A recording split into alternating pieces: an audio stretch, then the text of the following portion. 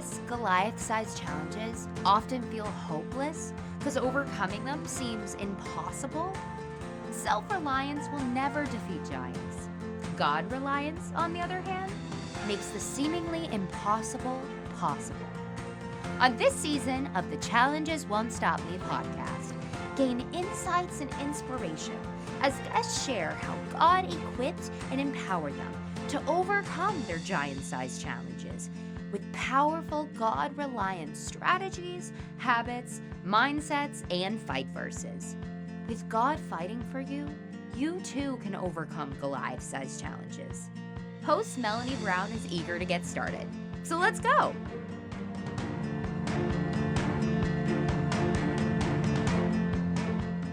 My guest today is Lieutenant Colonel Leslie Chandler. She serves in the Georgia National Guard as a chaplain. Serving others is at the core of who Leslie is. Officiating weddings and funerals for soldiers, performing invocations for promotions and retirements, offering blessing ceremonies for soldiers' babies, and leading worship are some of her duties as a chaplain.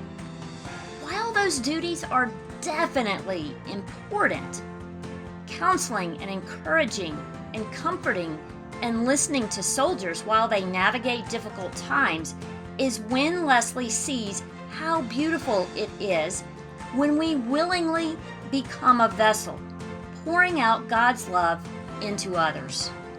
Leslie's 2 adult daughters and new son-in-law bring her great joy. I'm blessed to call Leslie friend. Please join my conversation with Leslie Chandler.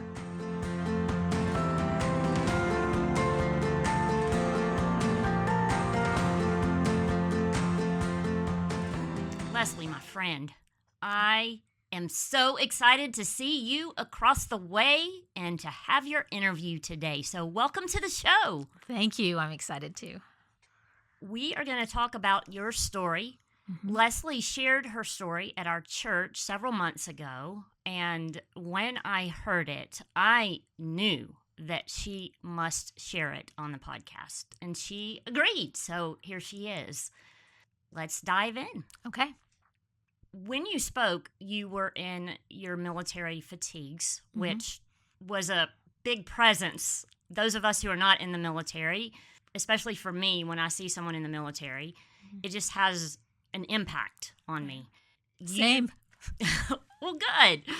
You joined the military. I know you had a life prior to that, but let's start there. Why did you join the military in 2007 at the age of 38? Yeah, I was recruited. I was actually on staff at a church. We were at a picnic. Our church would often invite others to the picnics. We would just have people over, get to know some of our new folks in the church. And one of the people that was invited was a chaplain. And so I just sat down to, talk with him. I was just making small talk, being friendly. And I said, well, tell me about being a chaplain. And he told me all about his life of ministry as a chaplain. And I paused for a moment and I said, that is incredible. Like, what a life you've had. That can't compare to anything that I've done in church ministry. And he said, well, you should be a chaplain. I'm old. Folks like me are getting ready to retire. We need new young chaplains. And I'm thinking, I'm 38. I'm not young at all. But maybe to him you were. I said, well, I'm pretty happy right where I am. I was like, but thank you. That's so sweet. And then he had a recruiter call me. Like, he was relentless. Like, he didn't stop. And so then recruiters called me and a few different other people called me. And before I knew it, I was swearing in to the Georgia National Guard. And putting on the fatigues and doing PT in the morning. All the things. All the things. Going to war. Yeah. All the things. Going to war. Yeah.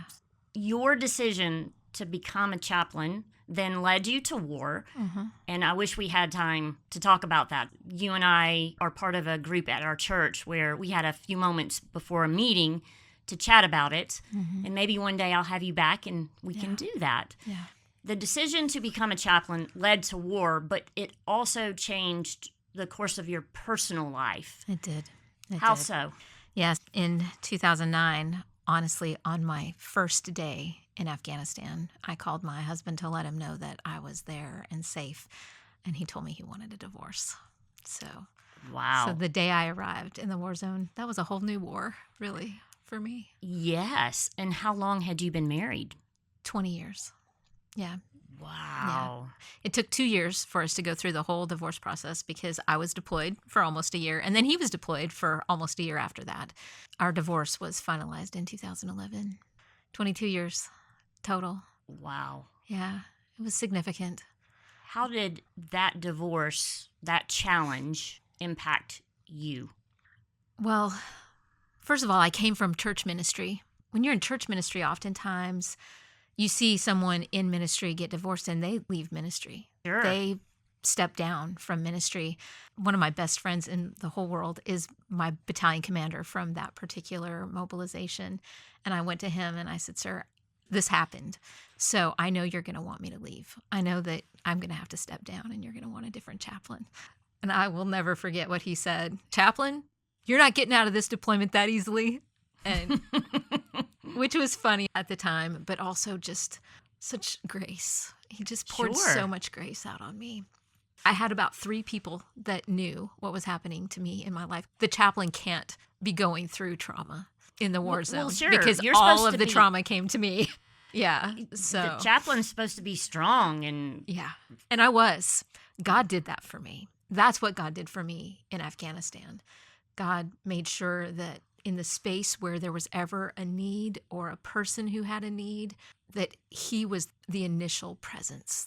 God showed out first, and I just got to be a vessel of his love, even when I felt rejected and lost in my own life. Yeah. that's beautiful. Yeah. And he promises us that he will strengthen us.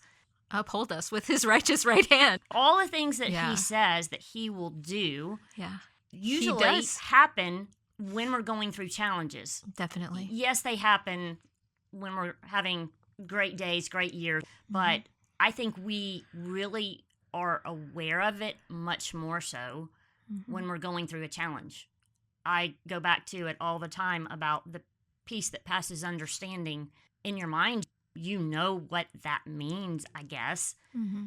But when you experience it, there is no denying that it is God, That's right. because there's no other way in the chaos that you are in that you should feel so peaceful. Peace. Yeah. Yeah.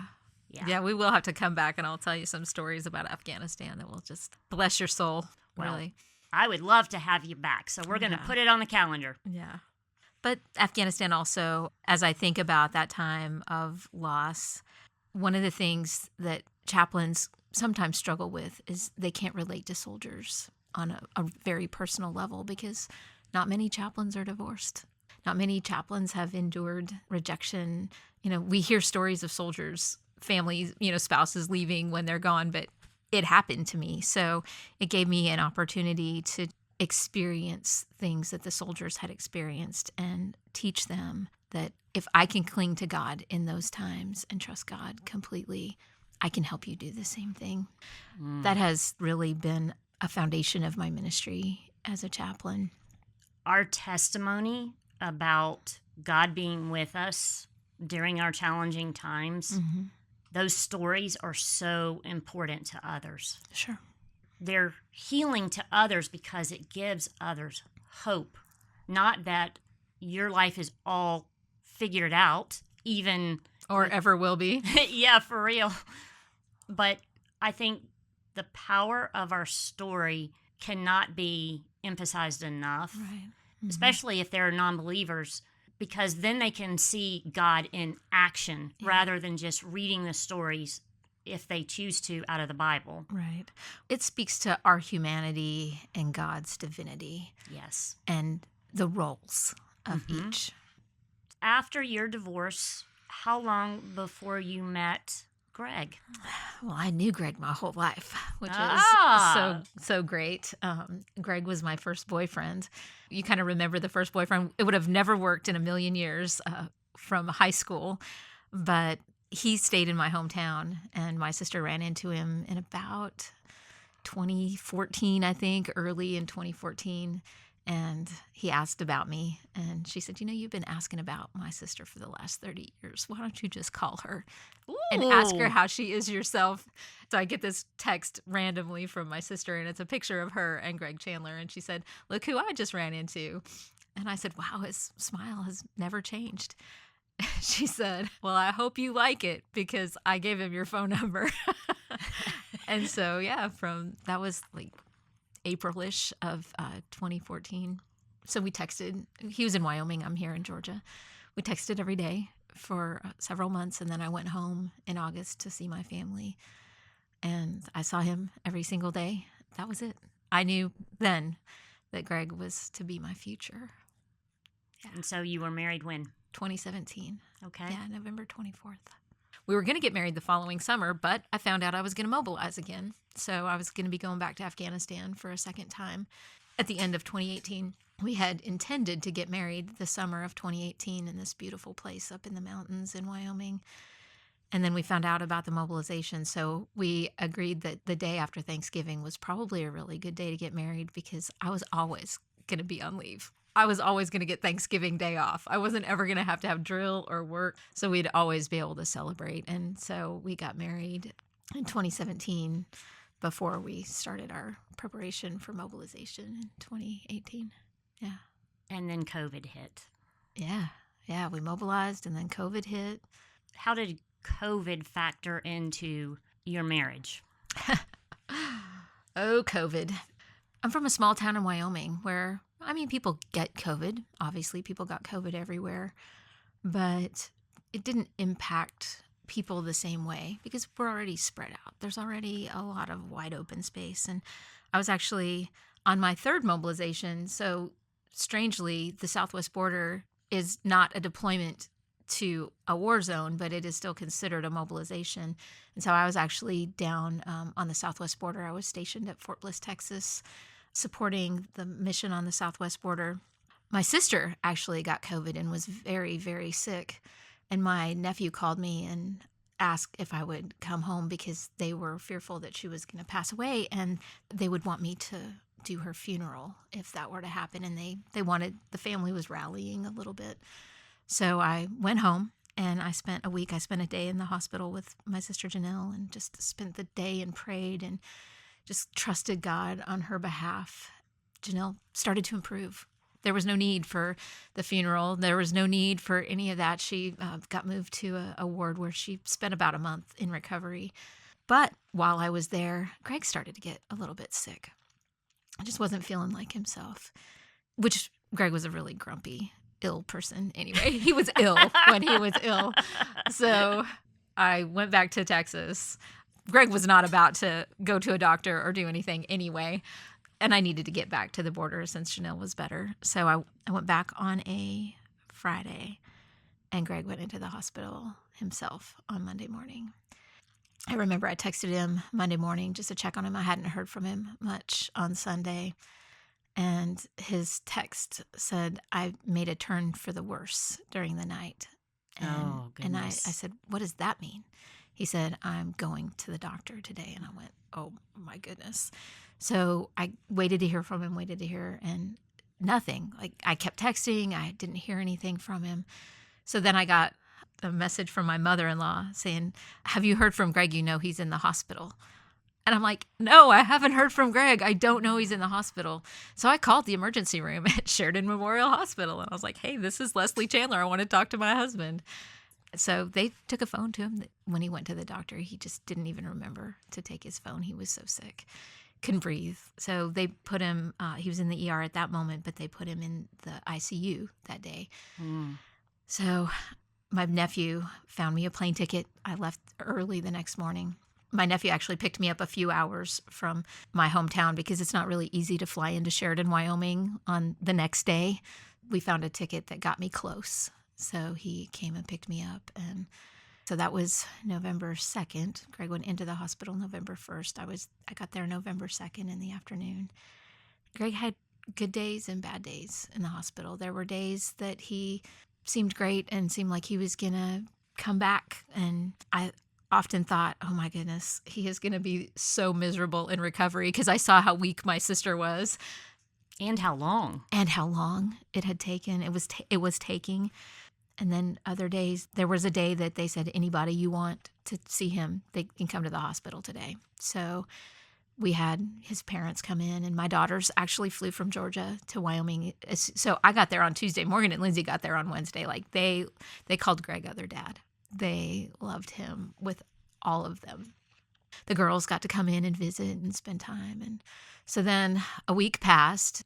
Then Morgan and Lindsay decided to go back to Georgia because it seemed like he was going to be getting better. So they went home to Georgia on a Wednesday. And then Friday morning at 5 a.m, I got a call from the hospital. So Greg and I spent the November 11th, which is Veterans Day, a very significant day to me. We watched Band of Brothers all day in the hospital.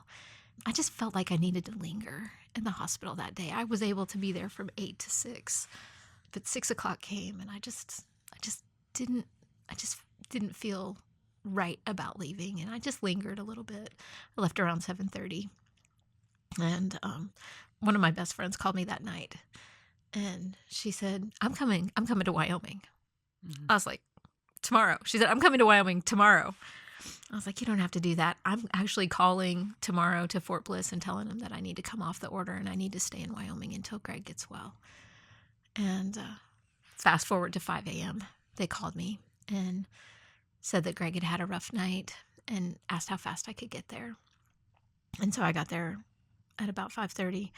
My nephew was actually waiting for me at the door because everything's locked up. I would have had to go through the emergency room and do a lot of work, but it's a small town and everybody knows everybody. They knew that my nephew was there, and so they had him meet me at the door, and he walked me to the doctor who helped me put my gear on and basically said, we've put him on enough pain medicine for his body to either rally or stop.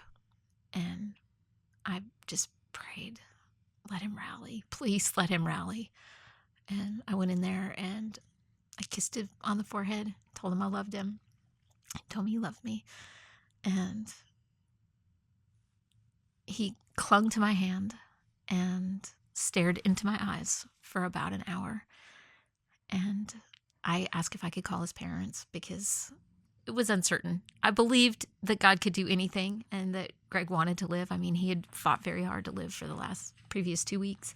But I called his parents, and his parents showed up, I think, even faster than I did, honestly. And so we were all in the room with them. And I knew the second that he died, I could feel life leave him, and I could literally feel life leave me. And yeah, I said when we first talked that the story of our lives is a series of challenges, some great, some smaller, but all significant.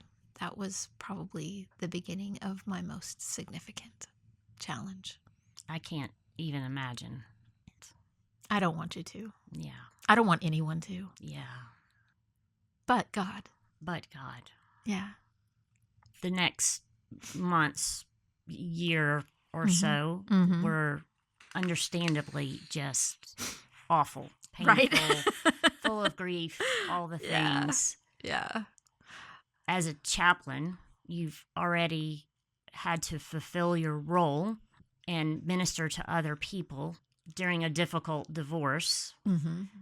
And now you're having to continue to be a chaplain. Yeah. While you grieve, while you go through the memories and the what ifs and all the things. Again, in an unknown place. God just helps me through the hardest things in strange places. There's got to be something to that, I think there's a Leslie. message in that. Yeah. We're going to figure that out at some point. Yeah. Tell me about the struggles that you had with God, specifically in processing your loss. Yeah. That question's deep like a well. Yeah, I'm sure it is. I love in the Old Testament where we're reminded over and over to build spaces where we remember God. Yes. And I knew that I could trust God because he had carried me through. He had carried me through all of the hard things in Afghanistan. He had carried me through all the processing that I had done over my lifetime my adult life, my older adult life as a chaplain with the soldiers. Even in Afghanistan, I always felt God's his presence was always there. In my hardest moments, I remembered the psalm that says, as the mountains surround Jerusalem, so the Lord surrounds his people both now and forevermore. And just always reminded myself, look up, you see, there he is, look up. And literally the mountains really do surround Kabul, Afghanistan. Is the coolest thing to see that Bible verse alive.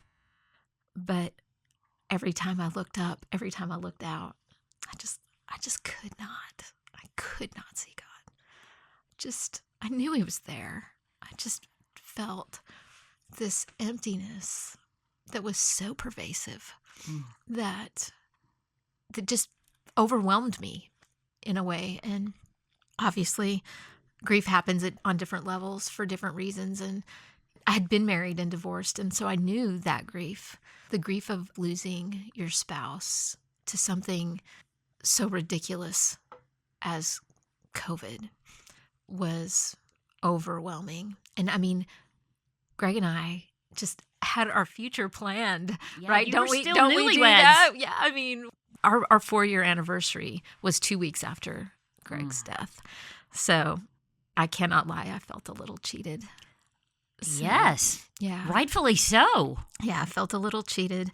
I felt like I was being punished for something. The moment Greg died, I'll never forget, the moment he died, I felt guilt, like so much guilt, just overwhelmed me.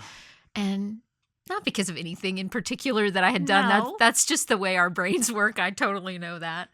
But I would help a soldier walk through that process. But I had to walk myself through that also. And just the guilt, because of course the friends calling saying, hey, did you tell them to do this? Hey, has the hospital done this? Everybody's an armchair doctor, especially in the world of COVID. And so I was just like, maybe I didn't tell him to do the right thing. Maybe I didn't put enough pressure on. Maybe all the things, right? That's what happens to our brains. So my first emotion really was 100% guilt. God just had to really process me through that too, just like letting go of Greg's death wasn't my fault, right? It wasn't my responsibility to make sure the doctors did all the right things. God in that process really taught me to be kind to me and really sit with all of the pain, not just the guilt emotion, not just feeling like I can't find God emotion, but what really happened in that empty space was God poured his presence in a different way. Ooh. Yeah. In a way that I love hadn't that. experienced before. Yeah. Can you quantify that? Can you describe that? I can only think about Isaiah 6 when God calls Isaiah into ministry and Isaiah is recalling it and he says, and the Lord filled the temple with his glory. And when I picture that, I see this room, right? The temple, whatever the temple happens to be, me in this case. And he just filled the temple with his glory. And in my mind, it just starts at the top and it just pushes through and out of everything. Out of every opening, the glory just goes out. And that's what God did to me. He just filled me with that. So I didn't have to be the empty vessel. I didn't have to be the empty space because the empty space was me. Yeah. God just filled me. And I love that Isaiah goes on to say, then I heard the voice of the Lord say, who can I call and who will go for us? And I said, here am I. Yes. Send me. So that's what God did. He filled me with his glory and then said, hey, Go. it's time to go. You're needed Yeah. on the front lines. Yeah. In all manners of what that phrase means. Right. Yeah. So I did. And honestly, he's probably done that for me all along every time. I just was in a kind of a dark enough space to recognize it. I don't know if that makes sense. Oh, it absolutely does. I think as believers, we know intellectually that he is with us, that his presence is with us. Yeah. But when we're going through challenges, I think all the emotions, all the distractions, all the things going on in the world are so overwhelming Yeah. that it's not that we forget that. We're just not aware of it. we're just not aware. Yeah. And we need him then. Mm-hmm. I love that you said that it was in a different way, Mm-hmm. because I think we underestimate, at least I do, how God works and how he shows himself to us. Mm-hmm. He wants to be there with us and for us, Mm-hmm. but we sometimes put him in a box. I guess maybe the church box or the believer's box. The trust box. Yes, and he's saying, "Oh Yeah. no, I am so much more." Yeah. Your description Yeah. is very much that to me, Yeah. and that's beautiful. It's really, I mean, obviously, it's been almost 4 years now. I wouldn't wish it upon anybody, but the revelation of God that I have experienced in the last 4 years, I would wish on everyone. Beyond God's presence in a new way, what else did you learn about God and are continuing to learn about God Yeah. from the challenge of losing your husband? Right. This concept of his presence has really sat with me. And you said it, intellectually, we know God's always with us. God's always around. He's omnipresent, right? Mhm. We use that language all the time. But it's not just an intellectual thing. And No. what I've really learned is that all I really have to do is acknowledge his presence. It's not going to come or go, right? Whether my mood is different or if I feel sad or lonely, or I walk my dog Hank every morning, and some mornings I feel like I just keep going, I trust you, I trust you, I trust you, but I trust you, but I trust you, however, But the reality is I get to do that because God is right there with me. Whether I'm actually trusting him in that moment or just giving him lip service to trust, but I have realized a level of kindness in this process, of a level of God's kindness that I could have never known. And I'm really grateful that I get to be aware of it now. I get to walk in it, right? If I'm experiencing kindness on that level from God, I need to share that. I need to share that kindness. I need to share that love. I need to share that grace in everything that I do, in every moment of every day. And do I do it well? Of course not, right? I recognize my humanity You're human. in all of this. But I guess maybe the reality is, in my understanding of God's kindness, that depth of his kindness, I fully understand the reality of my humanity too. And I get to really walk in the realization that my ways are not his ways and my thoughts are not his thoughts. And they don't have to be for him to love me. I like the fact that his ways are not my ways, Yeah. because my ways, while they may be good intentions, have good outcomes. Right. His ways, often we learn more about his ways and experience the bigger picture, unfortunately, through challenges. Right. It's an upside down way of life. It goes against the way humans think. Well, for yeah. sure. Yeah. Let Pain me is have bad. hardship and learn from it. Yeah. Humans don't want. Challenges are hard. I don't like that. I don't Yeah. want that. That's where we get to see God, as you said, in a more in-depth way. Yeah.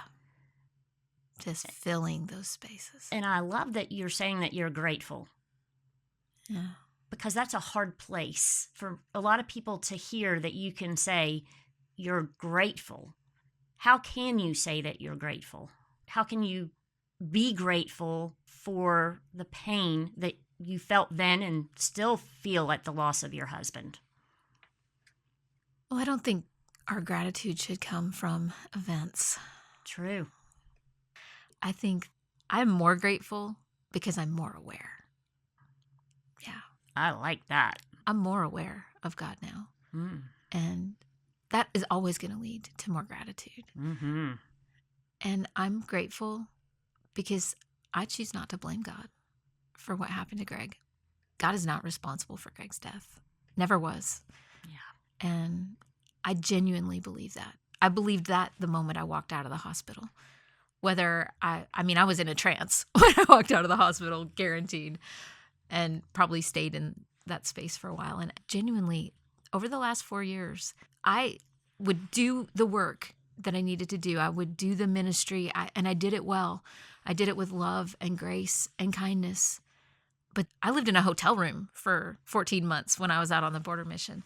I would go back to my hotel and I would get in that bed and I would cry and release all of the pain.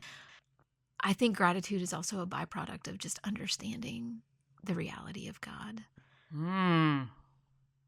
Let's end your story interview with Okay. you sharing your fight verse. So I have a ton of Bible verses that I really love, but when you ask me about an actual fight verse, I prayed about that for a little while. It's a verse that as I was driving over here, I found myself reciting. Philippians 4:6-7, be anxious for nothing, but in everything by prayer and supplication, with thanksgiving. Yes. Let your requests be known to God, and the peace of God. And this is the trade-off. You give all those things, and then God gives you the peace of God, which surpasses all understanding. And it guards our hearts and minds through Christ Jesus. I consider that a fight verse because I know my role in it, and I know God's role in it. I give it over.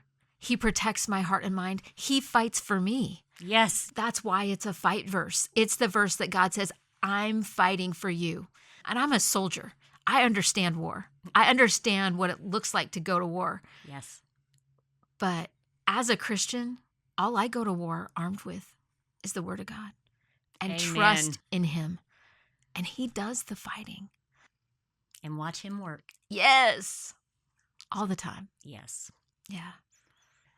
This has been wonderful. I know it's been hard in talking about painful experiences in your life, but I believe there are listeners who have faced maybe not the exact challenges that you have, but hearing how you've leaned hard on God and learned new things about Him during your most difficult times, hopefully will encourage and offer hope to those who listen.